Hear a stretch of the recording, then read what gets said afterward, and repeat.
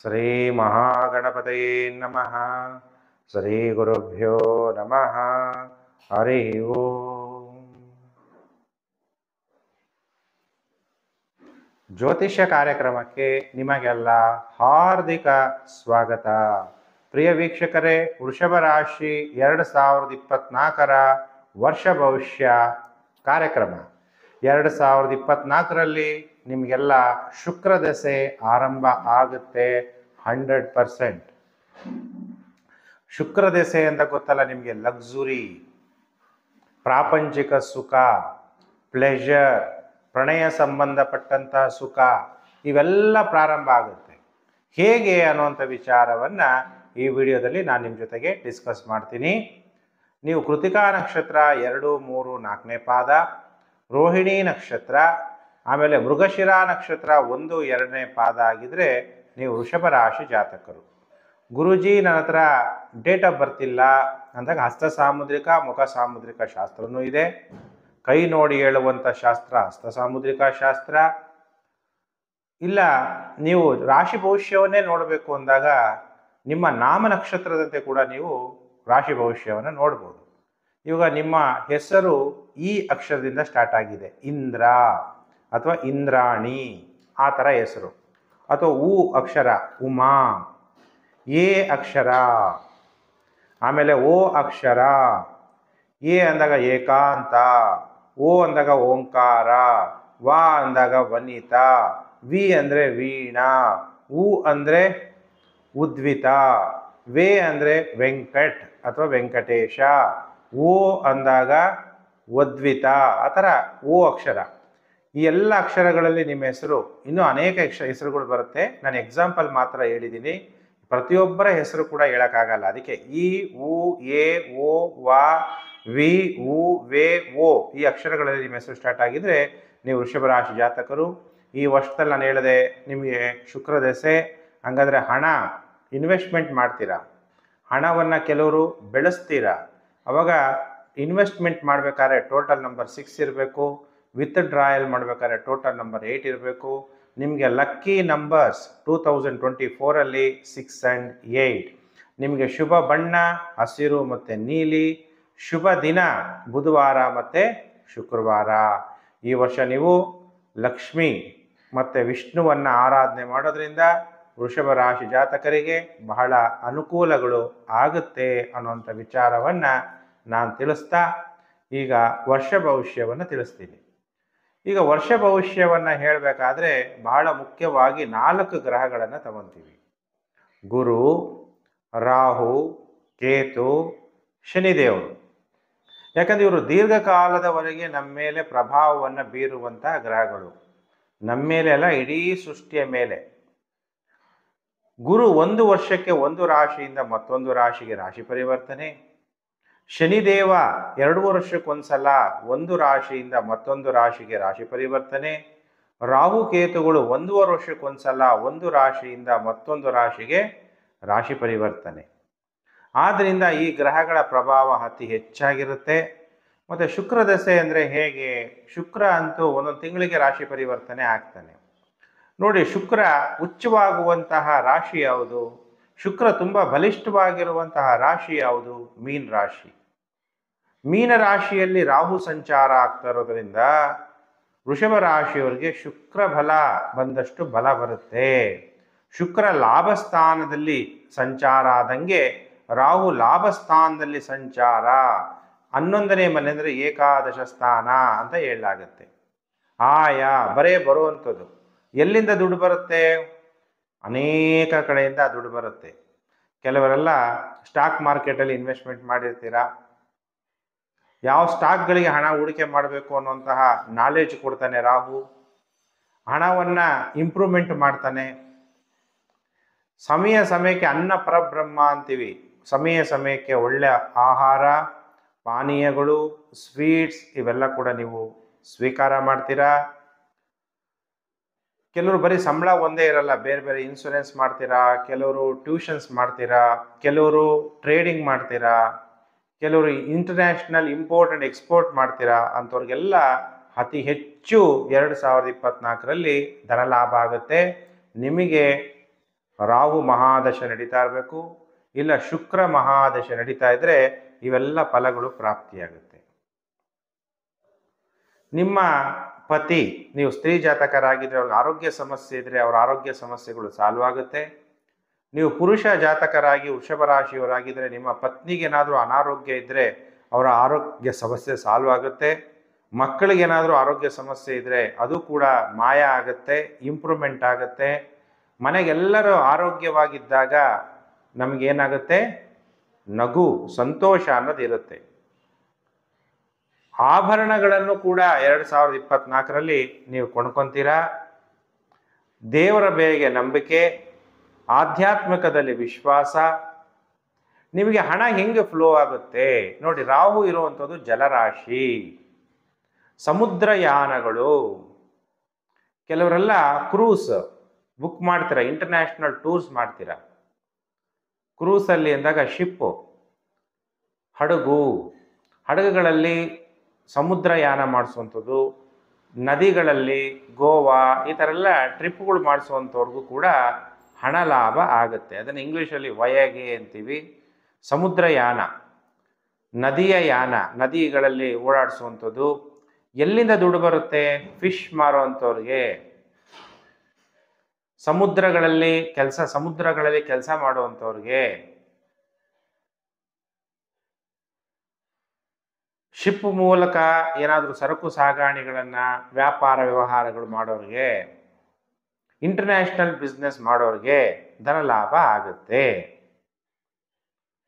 ನೀವು ಪುರುಷ ಜಾತಕರಾಗಿರ್ಬೋದು ಅಥವಾ ಸ್ತ್ರೀ ಜಾತಕರಾಗಿರ್ಬೋದು, ನಿಮ್ಮ ಸಂಸಾರ ಜೀವನದಿಂದ ಹೊರಗಡೆ ಸುಖ ಅನುಭವಿಸುವಂತಹ ಯೋಗ ಉಂಟಾಗ್ಬಿಡುತ್ತೆ. ಅದನ್ನು ನೀವು ಯಾವ ರೀತಿಯ ಸಂಬಂಧ ಅಂತ ಹೇಳಿದ್ರು ಅದು ನಿಮಗೆ ಬೇಕಿರುವಂಥದ್ದು. ಅಲ್ಲಿಂದ ನಿಮಗೆ ಪ್ಲೆಷರ್, ಉಲ್ಲಾಸ ಅನ್ನೋದು ಪ್ರಾಪ್ತಿಯಾಗುತ್ತೆ. ಪುರುಷರಿದ್ದರೆ ಬೇರೆ ಅನ್ಯ ಸ್ತ್ರೀಯರ ಸಂಘ ಸವಸಗಳು. ನಿಮಗೆ 2024 ಎಲ್ಲ ರೀತಿಯ ಅಭಿವೃದ್ಧಿ ರಾಹು ಮತ್ತು ಶುಕ್ರ 2024ರಲ್ಲಿ ಕೊಡ್ತಾರೆ, ಗ್ಯಾರಂಟಿ. ಶುಕ್ರ ದಶೆ ಆರಂಭ. ಯಾಕೆಂದರೆ ರಾಹು ಶುಭ ಫಲ ಕೊಡ್ತಾನೆ. ರಾಹು ಅಂದರೆ ನಿಮ್ಮನ್ನು ಯಾವಾಗ ಬೇಕಾದ್ರೂ ಉಪ್ಪರಿಗೆ ಮೇಲೆ ತಗೊಂಡು ಹೋಗ್ತಾನೆ. ಲಿಮಿಟೆಡ್ ಇಲ್ಲ. ಶನಿದೇವ ಆಗಿರ್ಬೋದು, ರಾಹು ಆಗಿರ್ಬೋದು, ಗುರು, ಬೇರೆ ಬೇರೆ ಗ್ರಹಗಳೆಲ್ಲ ಇದೆಯಲ್ಲ ಅವೆಲ್ಲ ಲಿಮಿಟೆಡ್. ಯಾಕೆಂದರೆ ರಾಹು ಕೇತುಗಳು ಅಂದರೆ ಛಾಯಾಗ್ರಹಗಳು, ಕಣ್ಣಿಗೆ ಸೂರ್ಯ ಚಂದ್ರನಂತೆ ಕಾಣಿಸೋದಿಲ್ಲ, ಅಗೋಚರ ಗ್ರಹಗಳು. ಜ್ಯೋತಿಷ್ಯ ಶಾಸ್ತ್ರದಲ್ಲಿ ತುಂಬ ಪವರ್ಫುಲ್ ಅಂತ ಹೇಳಲಾಗುತ್ತೆ. ನಿಮ್ಮ ಲವ್ ಲೈಫಲ್ಲಿ ಸ್ವಲ್ಪ ಸಮಸ್ಯೆಗಳು ಕೂಡ ಉಂಟಾಗುವ ಸಾಧ್ಯತೆಗಳು ಕೂಡ ಇರುತ್ತೆ.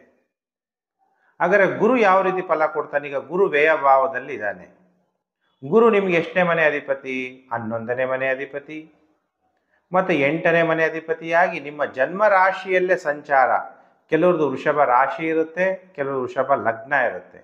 ಲಗ್ನಕ್ಕೆ ಅಷ್ಟಮಾಧಿಪತಿ ಮತ್ತು ಲಾಭಾಧಿಪತಿಯಾಗಿ ನಿಮ್ಮ ಲಗ್ನದಲ್ಲೇ ಸಂಚಾರ ಅಥವಾ ನಿಮ್ಮ ರಾಶಿಯಲ್ಲೇ ಸಂಚಾರ. ನಿಮಗೆಲ್ಲ ರಾಮಾಯಣ ತುಂಬ ಚೆನ್ನಾಗಿ ಗೊತ್ತಿದೆ. ರಾಮ ಕಾಡಿಗೆ ವನವಾಸಕ್ಕೆ ಹೋಗ್ಬೇಕಾದ್ರೆ ಶ್ರೀರಾಮನ ಜಾತಕದಲ್ಲಿ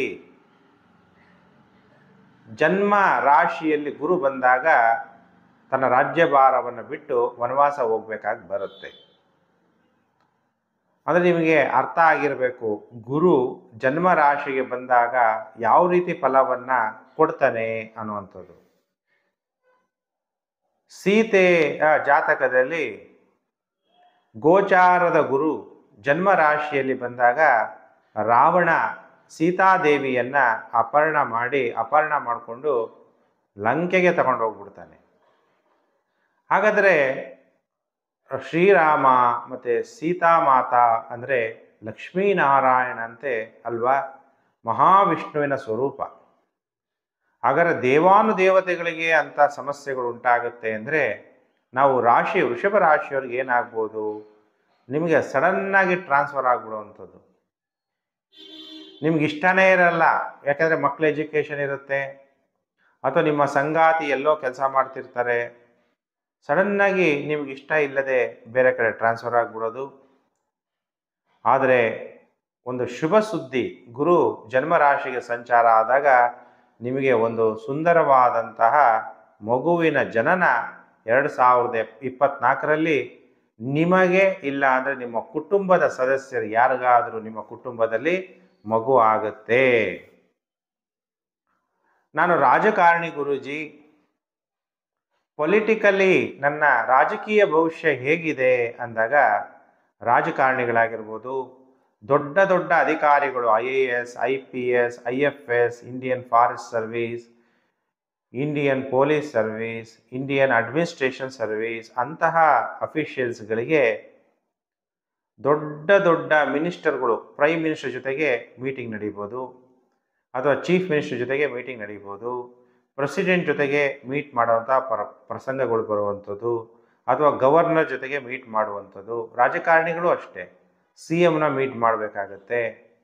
MP ಎಲೆಕ್ಷನ್ ಇದೆ 2024, ನೀವು ಆಸೆ ಆಕಾಂಕ್ಷೆಗಳಿದ್ದಾಗ ನಿಮ್ಮ ಪಕ್ಷದ ಅಧ್ಯಕ್ಷರುಗಳನ್ನ ಮೀಟ್ ಮಾಡುವಂಥ ಪರಿಸ್ಥಿತಿಗಳು ಉಂಟಾಗತ್ತೆ. ಶನಿ ಕೂಡ ರಾಶಿ ಪರಿವರ್ತನೆ ಆಗ್ತಾನೆ. ಗುರುವಿನಿಂದ ನಿಮಗೆ ಇನ್ನೇನು ಶುಭ ಫಲಗಳನ್ನು ಅಂದರೆ, ದೇವಸ್ಥಾನಗಳಿಗೆ ಹೋಗ್ತೀರಾ, ದೇವರ ದರ್ಶನ, ತೀರ್ಥಕ್ಷೇತ್ರಗಳ ದರ್ಶನಗಳನ್ನು ಕೂಡ ಮಾಡ್ತೀರಾ. ಶನಿ ಅನ್ನಲ್ಲ, ಶನಿ ಅಂದರೆ ಎಲ್ಲರಿಗೂ ಭಯ. ಶನಿದೇವ, ಶನಿ ಭಗವಾನ್ ಅಂತೀವಿ. ನಾವು ಏನು ಕರ್ಮ ಮಾಡ್ತೀವಿ ಅದರಂತೆ ಫಲವನ್ನು ಕೊಡ್ತಾನೆ. 30ನೇ ತಾರೀಕು ಜೂನ್ 2024 ಶನಿದೇವ ಕುಂಭರಾಶಿಯಿಂದ ಮಕರ ರಾಶಿಯನ್ನು ವಕ್ರಿಯಾಗಿ ನೋಡ್ತಾನೆ. ಈಗ ಶನಿ ಮಹಾತ್ಮ ಡೈರೆಕ್ಟ್ ಮೋಷನ್, ವಕ್ರಿ ಆಗೋದು ಅಂದರೆ ಹಿಂದೆ ತಿರುಗಿ ನೋಡುವಂಥದ್ದು, ಗಾಡಿನ ರಿವರ್ಸ್ ಹಾಕುವಂಥದ್ದು. ಹಾಗಾದರೆ ಶನಿ ಮಹಾತ್ಮ 30ನೇ ತಾರೀಕು ಜೂನ್ 2024 ಭಾನುವಾರ 12:35 AM ವಕ್ರಿ ಆದರೆ, 15ನೇ ತಾರೀಕು ನವೆಂಬರ್ 2024 ಶುಕ್ರವಾರ 7:51 PM ವಕ್ರಿ ಆಗ್ತಾನೆ. ಟೋಟಲಿ 139 ದಿವಸ ಶನಿದೇವರ ವಕ್ರಿ. ಶನಿ ಮಹಾತ್ಮ ದಶಮದಲ್ಲಿದ್ದರೂ ಕೂಡ ಭಾಗ್ಯಸ್ಥಾನವನ್ನು ನೋಡ್ತಾನೆ. ನಿಮಗೆ ಒಳ್ಳೆ ವಾಹನಗಳು ಪ್ರಾಪ್ತಿಯಾಗುತ್ತೆ. ನಿಮಗೆ ಕಾಲಾಳುಗಳು ಕೈ ಹೊತ್ತಕ್ಕೆ, ಮನೆ ಕೆಲಸ ಮಾಡೋಕ್ಕೆ ಕೆಲಸಗಾರರು ಸಿಗ್ತಾರೆ. ನೀವು ಹೋಗಿ ಹಿಂಗೆ ಒಂದು ಹೋಟ್ಲ್ ಹತ್ರ ಹೋಗಿದ ತಕ್ಷಣ ಸೆಕ್ಯೂರಿಟಿಗಳು ನಮಸ್ಕಾರ ಮಾಡ್ತಾರಲ್ಲ, 5 ಸ್ಟಾರ್ 3 ಸ್ಟಾರ್ ಹೋಟ್ಲ್ಗಳಲ್ಲಿ, ಹಾಗೆ ನೀವು ತೆಗೆದಿದ ತಕ್ಷಣ ನಿಮ್ಮ ಹತ್ರ ಗೈಡ್ ಬರ್ಬೋದು. ವಾಹನ ಡ್ರೈವರು ಏನದು ಬಾಕಲನ್ನು ತೆಗೆಯುವಂಥದ್ದು ಇದೆಲ್ಲ ಆಗುತ್ತೆ. ನೀವು ಹೇಗಿರ್ತೀರಾ 2024 ವೃಷಭ ರಾಶಿ ಜಾತಕರು? ತುಂಬ ಶ್ರೀಮಂತರಂತೆ ಕಾಣಲು ಇಷ್ಟಪಡ್ತೀರಿ. ಶ್ರೀಮಂತರಾಗಿ ಬೇರೆಯವ್ರ ಮುಂದೆ ಕಾಣಬೇಕಾದ್ರೆ ಏನು ಮಾಡಬೇಕು? ಒಳ್ಳೆ ವಾಚ್ ಹಾಕ್ಕೋಬೇಕು, ಒಳ್ಳೆ ಒಡವೆಗಳು ಹಾಕ್ಕೋಬೇಕು, ಒಳ್ಳೆ ಬಟ್ಟೆ ಹಾಕ್ಕೋಬೇಕು, ಮತ್ತು ಒಳ್ಳೆ ಕಾರು ಮನೆ ಎಲ್ಲ ಬಂಗ್ಲೆ ತಗೋಬೇಕು. ಆ ಥರ ನಿಮ್ಮ ಜೀವನ 2024ರಲ್ಲಿ ರಾಯಲ್ ಆಗಿರೋಕ್ಕೆ, ಆಡಂಬರವಾಗಿ ಇರೋಕ್ಕೆ, ನಾನೇನು ಕಮ್ಮಿ ಇಲ್ಲ ಅನ್ನುವಂತಹ ಮನೋಭಾವನೆ ಬರುತ್ತೆ. ಸ್ವಲ್ಪ ತೋರ್ಪಡಿಕೆ, ಭಾರತ ದೇಶದಲ್ಲಿ ನಾನೇ ಹೆಚ್ಚು ಅನ್ನುವಂಥದ್ದು, ಲಕ್ಸುರಿ ಲೈಫು ಕೂಡ ನಿಮಗೆ ಬರುತ್ತೆ 2024 ಅನ್ನುವಂಥ ವಿಚಾರ. ರಾಹುಗೆ ಸ್ಪೆಷಲ್ ದೃಷ್ಟಿ ಇದೆ. ಮತ್ತು ರಾಹು ಈಗ ಜಲರಾಶಿಯಲ್ಲಿರೋದ್ರಿಂದ 3 ಜಲರಾಶಿಗಳಿದೆ. ಒಂದು ಮೀನ ರಾಶಿ ಆಯಿತು, ಇನ್ನೊಂದು ಕರ್ಕಾಟಕ ರಾಶಿ, ಇನ್ನೊಂದು ವೃಶ್ಚಿಕ ರಾಶಿ. ಈ 4 ಕಡೆನೂ ರಾಹುವಿನ ಸಂಬಂಧ ಉಂಟಾಗಿರೋದ್ರಿಂದ ನಿಮಗೆ ಭಾಗ್ಯ ಉಂಟಾಗುತ್ತೆ. ಮತ್ತು ನಿಮಗೆ ಸುಖ, ಧನ ಪ್ರಾಪ್ತಿ ಇವೆಲ್ಲ ಕೂಡ ಶುಕ್ರನಂತೆ ರಾಹು ಮಾಡ್ತಾನೆ. ವೆಲ್ತ್, ಸಂಪತ್ತು, ಧೈರ್ಯ. ಯಾವಾಗ ಸಂಪತ್ತು ಬರುತ್ತೆ? ಧೈರ್ಯೇ ವಸತೆ ಲಕ್ಷ್ಮೀ. ಧೈರ್ಯ ಬಂದಾಗ ಸಂಪತ್ತು ಅಭಿವೃದ್ಧಿಯಾಗತ್ತೆ. ನಾನೀಗ 2024 ಸಂಪೂರ್ಣ ವರ್ಷ ಭವಿಷ್ಯವನ್ನು ವೃಷಭ ರಾಶಿಯವರಿಗೆ ತಿಳಿಸಿದ್ದೀನಿ. ನಿಮಗೆಲ್ಲ ಭಗವಂತ ಅಷ್ಟೈಶ್ವರ್ಯಗಳನ್ನ ಕೊಡಲಿ ಅಂತ ಪ್ರಾರ್ಥನೆ ಮಾಡ್ತಾ, ಸಮಸ್ತ ಲೋಕೋ ಸುಖಿನೋ ಭವಂತು. ಪ್ರಿಯ ವೀಕ್ಷಕರೇ, ಮತ್ತೊಂದು ವಿಡಿಯೋದಲ್ಲಿ ಮತ್ತೆ ನಾನು ನಿಮ್ಮನ್ನು ಭೇಟಿ ಮಾಡ್ತೀನಿ. ನಮಸ್ಕಾರ. ಹೊಸಬ್ರು ಸಬ್ಸ್ಕ್ರೈಬ್ ಮಾಡ್ಕೊಂಡೇ ಇದ್ರೆ ಸಬ್ಸ್ಕ್ರೈಬ್ ಮಾಡಿಕೊಂಡು ನೋಟಿಫಿಕೇಶನ್ ಬೆಲ್ ಆಲ್ ಅನ್ನೋದು ಒತ್ತಿ, ಆಗ ಮುಂದೆ ಹಾಕುವ ಲೇಟೆಸ್ಟ್ ವಿಡಿಯೋ ನಿಮಗೆ ಬೇಗ ಬಂದು ತಲುಪುತ್ತೆ. ಕೆಳಗಡೆ ಶೇರ್ ಬಟನ್ ಇದೆ. ನೀವೆಲ್ಲ ಸೋಷಿಯಲ್ ಮೀಡಿಯಾಗಳಿರ್ತೀರಿ, Facebook, WhatsApp group, Telegram group ಎಲ್ಲೆಲ್ಲಿದ್ದೀರಾ ಅಲ್ಲೆಲ್ಲ ವಿಡಿಯೋವನ್ನು ಶೇರ್ ಮಾಡೋದನ್ನು ಮರಿಬೇಡಿ. ನಮಸ್ಕಾರ.